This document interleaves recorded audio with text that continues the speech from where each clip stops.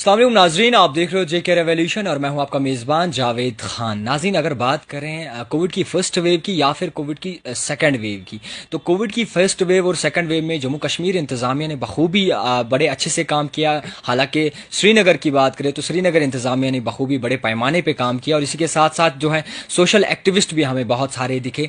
और सोशल एक्टिविस्टों की बात करें, जब लोग अपने घरों में बैठे थे तो तब सोशल एक्टिविस्ट जो होते थे वो बाहर निकल के लोगों के शाना बशाना चलते थे और लोगों की मुश्किलात जो है वो दूर करने का सोचते थे। तो इसी सब पे हमारे साथ आज बातचीत करने के लिए मौजूद है मारूफ खान, जो कि एक सोशल एक्टिविस्ट हैं और कोविड की फर्स्ट वेव ने इन्होंने बहुत ही अच्छा काम किया और लोगों को जो है राशन पहुंचाया, राशन तकसीम किया और मेडिसिन वगैरह भी तकसीम की।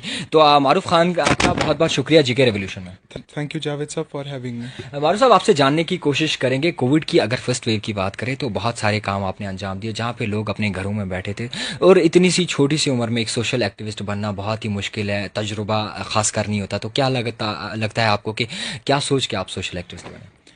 देखिए, जब इंसान एक एज में आ जाता है तो लोगों के लिए काम करना, तो ये तो खुशकिस्मती की बात है कि मैं अपने लोगों के लिए काम कर रहा हूँ।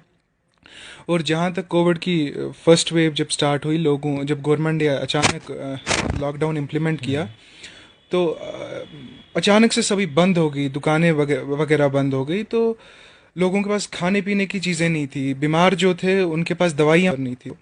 मैं उस टाइम निकला, मैंने any how in my personal capacity मैं बाहर निकला, मैंने राशन वगैरह ये तकसीम किया लोगों में। तो उसके बाद काफ़ी अच्छा मुझे रिस्पांस मिला लोगों की तरफ से। अब कोविड का भी वहाँ से एक तरफ से काफ़ी स्पाइक था, तो डर भी था कि अल्लाह ना करे हमें हो गया तो ये फैमिली में आ जाएगा सब। बट मैं वो जो एक कहते हैं ना जज्बा, वो रहा। तो और लोगों के लिए काम करना था, क्योंकि अगर सभी घर बैठ जाते तो चलता कैसे सिस्टम।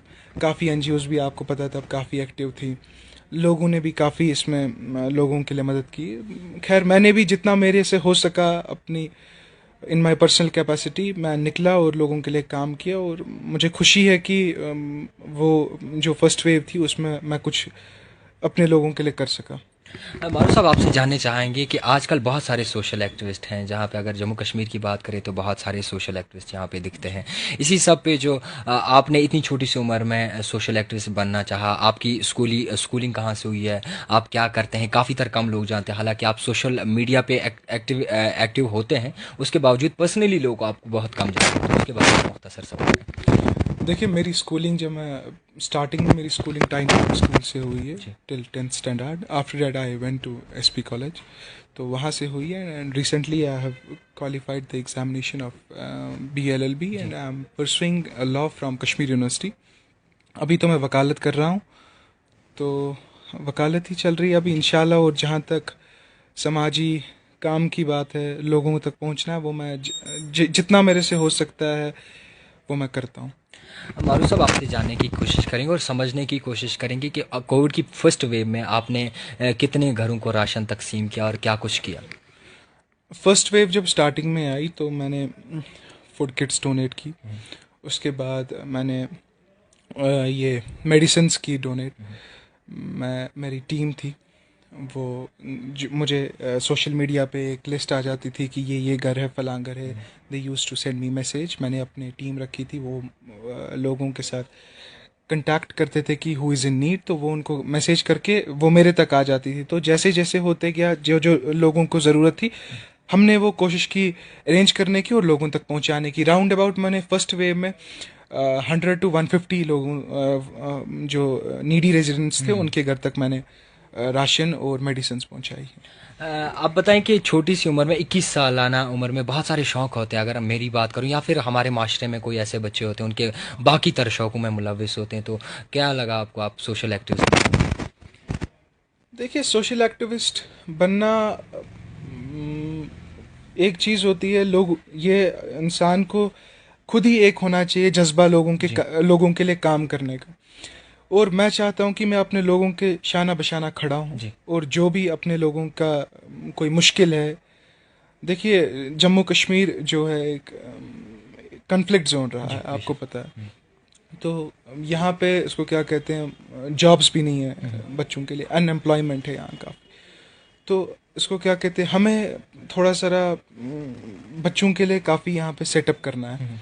और मैं चाहता हूँ कि जितना मेरे से अपनी इन माई पर्सनल कैपेसिटी जो भी हो सके मैं अपने लोगों के लिए करता हूँ और कर रहा हूँ। तो बाकी इंशाल्लाह जितना हो सके। आप मुझे बताएं, काफ़ी लोगों का ये भी सवाल है कि मारूफ भाई जो हैं आपका बता रहे हैं कि इनके पीछे कोई बैक है तभी जो या ये राशन तकसीम करते हैं या फिर लोगों तक पहुंचते हैं, तो इसके बारे में अगर आप खुलासा।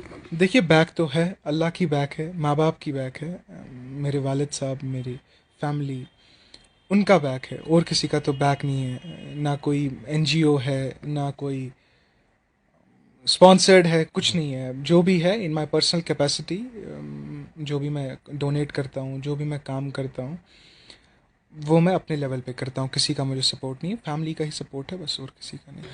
अगर जम्मू कश्मीर की बात करें, काफ़ी तरह ऐसे लोग भी हैं जो ड्रग एडिक्ट हो गए, और हमारे छोटे छोटे बच्चे या फिर हम देखते हैं उनको बागों में बगीचों में कहीं सिगरेट पीते हैं, कभी कुछ करते हैं, और ड्रग का जो है एक भौचाल आ पड़ा है जम्मू कश्मीर में। तो इसके मुतालिक आप क्या कहना चाहेंगे?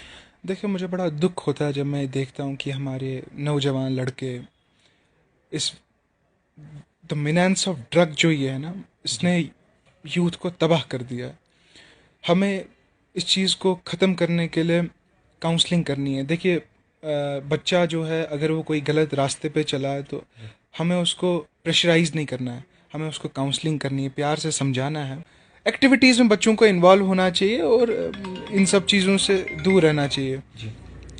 और देखिए, अगर हमारा यूथ ही इसमें, ये हमारी नस्ल है, अगर यही हमारी नस्ल ही इस वबा में मुलविस हो जाएगी तो हमारा जो कमिंग फ्यूचर है बच्चों का, वो तबाह है। तो इसमें हमें यही सोचना चाहिए कि, और उन बच्चों को भी सोचना चाहिए, माँ बाप को भी देखना चाहिए कि अगर मेरा बच्चा घर से बाहर निकला, वो किन चीज़ों में मुलविस है। जी। शाम को आके उसको बोलना चाहिए, बेटा कहाँ गए, कहाँ नहीं गए। चेक करना चाहिए कि अगर आप उस बच्चे को कुछ अमाउंट देते हो पैसे का, वो उसका तरीके से इस्तेमाल करता है कि नहीं करता है। क्योंकि आजकल आपने देखा होगा, बच्चा सुबह घर से निकलता है तो शाम पूरे दिन वो घूमता है। तो अब ये कुछ माशरे में हमारे ऐसे लोग हैं जो इस वबा में मुलविस हो गए, तो वो बाकियों को इसमें मुलविस करने के लिए बड़ा गलत रोल प्ले कर रहे हैं। तो उन चीज़ों के लिए, और बाकी एनडीपीएस एक्ट भी है जो होता है, उसके खिलाफ फिर कानून कार्रवाई करता है। बट हमें उस चीज़ को नहीं दिमाग में रखना चाहिए। हमें ये देखना चाहिए कि जहाँ तक बच्चा होगा उसको काउंसलिंग करनी चाहिए, जो भी उनको है ड्रग डी एडिक्शन सेंटर में पेरेंट्स को उनको एडमिट करवाना चाहिए, और इंशाल्लाह ये जो वबा है आहिस्ता आहिस्ता ख़त्म होनी चाहिए। हमें प्रोग्राम्स रखने चाहिए ड्रग्स के रिलेटेड, वहाँ पे उनको काउंसलिंग करनी चाहिए, इवेंट्स रखने चाहिए जहाँ पे बच्चों को काउंसलिंग की जाए, ताकि इस वबा का जो है एक तोड़ हो और ये ख़त्म हो जाए इंशाल्लाह। अगर देखा जाए तो ज़्यादातर नौजवानों ने खुदकुशी भी की है, सुसाइड भी किया है, क्या वजह रहेगी अगर आप अपने नज़रिए से देखें? देखिए, सुसाइड तो कोई, मेरे हिसाब से कोई अक्लमंदी का काम तो है नहीं। जी। ये हमारा इस्लाम जो है उसमें भी सुसाइड जो है ये हराम है। और सुसाइड करना कोई एक ऑप्शन नहीं है। अगर आपको कोई प्रॉब्लम है, you sit with the family, आप उनके साथ बात करो क्या मसला है। जी। वो आपको, अगर कोई प्रॉब्लम आपको चल रही है, आप काउंसलिंग करो। Suicide is not the option मेरे हिसाब से।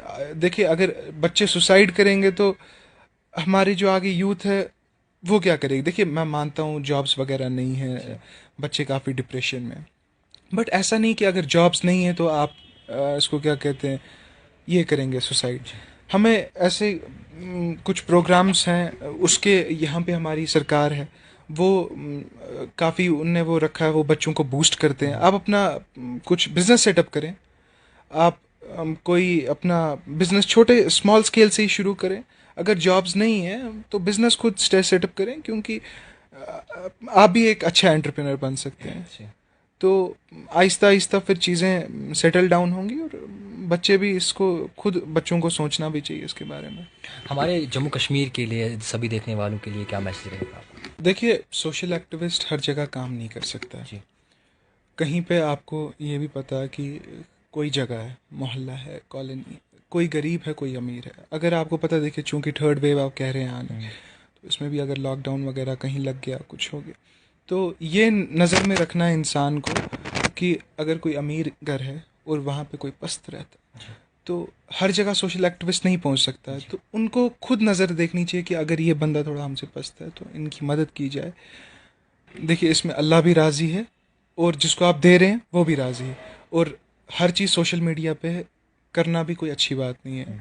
अब आप अगर हम कुछ कोई चीज़ डोनेट करते हैं तो आजकल वो फिर पब्लिसिटी करते हैं। तो ऐसा होना चाहिए कि अल्लाह भी उसमें राज़ी है, इस हाथ को दिया, इस हाथ को ना पता चले कि तो बाकी इंशाल्लाह जहाँ तक हमारा भी होगा हम कोशिश करेंगे लोगों तक पहुँचने की। ये बहुत बहुत शुक्रिया। तो नाजरीन, बात करें सोशल एक्टिविस्ट की तो बहुत ज़्यादा सोशल एक्टिविस्ट हैं, और कुछ हैं जो दिखाई देते हैं और कुछ हैं जो पर्दे के पीछे काम करते हैं। और जितने भी सोशल एक्टिविस्ट हैं, मैं ये नहीं कहूँगा कि जो दिखाते हैं वो भी अच्छे हैं या बुरे हैं, ये जो नहीं दिखाते वो भी अच्छे हैं बुरे हैं। सबको जो है तहे दिल से सलाम, क्योंकि ये उस वक्त खड़े हुए जब जम्मू कश्मीर को नहीं बल्कि पूरे हिंदुस्तान को ज़रूरत थी और लोग जो थे वो मर रहे थे। उनके घरों में राशन तकसीम किया और बहुत अच्छे अच्छे काम अंजाम दिए और लोगों के साथ शाना बशाना खड़े। सलाम है उनके जज्बे को और सलाम है उनको। आप देखते रहिए जेके रेवोल्यूशन, कैमरामैन बुरहानुद्दीन मलिक के साथ।